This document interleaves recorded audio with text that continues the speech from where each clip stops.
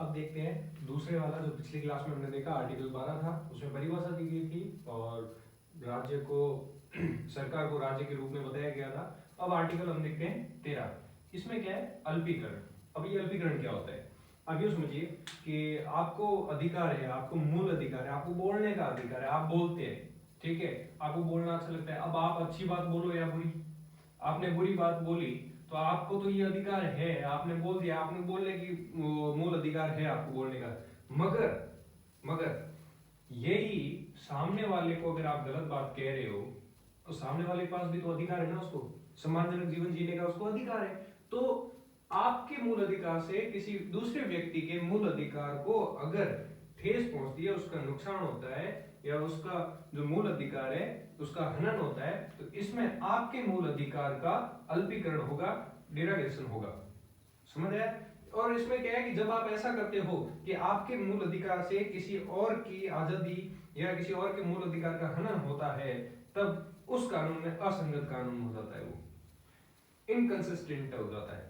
जिसमें क्या है कि आप यूं समझिए कि आपको गाड़ी चलाने का हक है, मगर आप किसी के घर के अंदर घुसा दोगे गाड़ी, तो उसमें क्या है? आपका तो हक है मगर सामने वाले का उसके मूल अधिकारों का हनन हो रहा है ना, इसलिए आप ऐसा नहीं कर सकते, वो असंगत हो जाता है।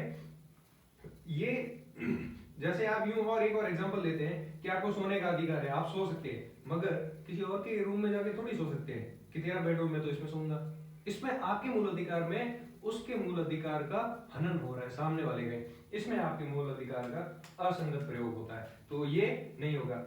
आजादी आप ध्यान रखिए तब तक है जब तक आपके मूल अधिकार से किसी और के मूल अधिकार को नुकसान नहीं हो या उसको कोई क्षति नहीं पहुंचे। मूल अधिकार बहुत अच्छा है, मूल अधिकार का किसी दूसरे पर तब तक नेगेटिव प्रभाव नहीं पड़े तब तक अच्छा है, नहीं तो इसका कुछ नहीं है। आर्टिकल 13 बहुत इंपॉर्टेंट है, इसके ऊपर बहुत ज्यादा बहस छिड़ी थी तब जाके ये बना था।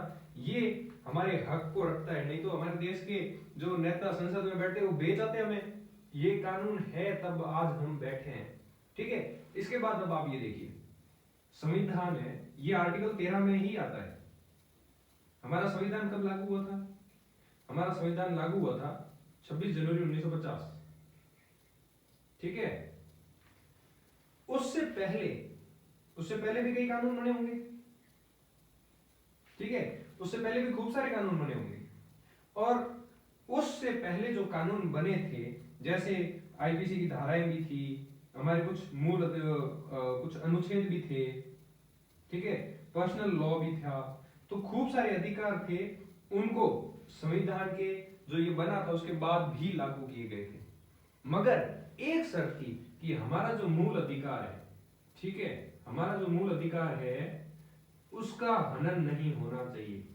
अगर हमारे मूल अधिकार को ये जो पुराने जो पहले बने हुए जो आईपीसी या अनुच्छेद या जो धाराएं थी वो अगर नुकसान नहीं पहुंचा रही है, तो हम संविधान 26 जनवरी 1950 के बाद भी उनका उपयोग कर सकते हैं और आज भी कर रहे हैं।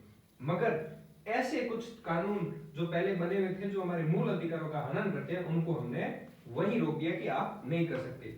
इसका एग्जाम्पल लेते हैं, जैसे पर्सनल लॉ होता है, ठीक है।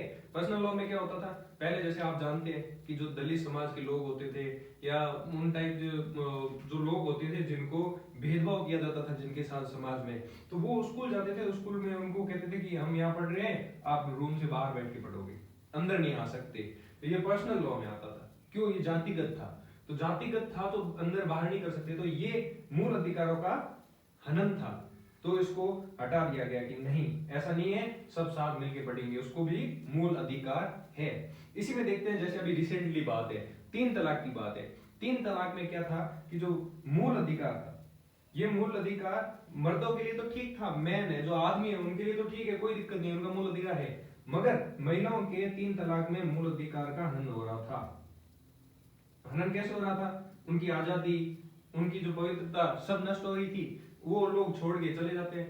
3 तलाक में भी ये 3 तलाक को पूरा, जैसे ये पहले था पीएल में था, पर्सनल लॉ में था, मगर मूल अधिकार 26 जनवरी 1950 में जब लागू हुआ तो इसको हटाया नहीं गया, मगर अब हटाया गया, जिसमें ये कोर्ट में दायर हुआ, सुप्रीम कोर्ट में। तो सारे मौलवी वगैरह या जो समाज के लोग थे जो बड़े बड़े, वो जाके पहुंच गए कि सर सुप्रीम कोर्ट को बोलते हैं कि आप ऐसा नहीं कर सकते। क्यों नहीं कर सकते? ये हमारा पर्सनल लॉ है, इसको आप छेड़ नहीं सकते। पर्सनल लॉ जातिगत होता है, हिंदू का अलग, मुस्लिम का अलग। तो ये हमारा पर्सनल मैटर है, आप क्यों छेड़ रहे हो, क्यों हक देते हो? तो वो फिर कहते हैं सुप्रीम कोर्ट, भाई ठप जा, थोड़ा ठप जा, पहले सुन, ये देखिए क्या लिखा हुआ है, मूल अधिकार। ठीक है, आपके तो मूल अधिकार सुरक्षित है, मगर महिलाओं के मूल अधिकार सुरक्षित है, उनकी आजादी सुरक्षित है। आप 3-3 तलाक देते हो, वो क्या सही है? फिर एक और चीज है कि 3 तलाक कैंसिल नहीं हुआ है। अभी भी कई लोगों को लगता है 3 तलाक कैंसिल हुआ है, इसमें एक तीसरे नंबर का तलाक होता है। तीसरे नंबर का तलाक है, तलाक ए बिद्दत नाम से है शायद, मुझे पक्का नहीं है, मगर मेरे हिसाब से तलाक ए बिद्दत है।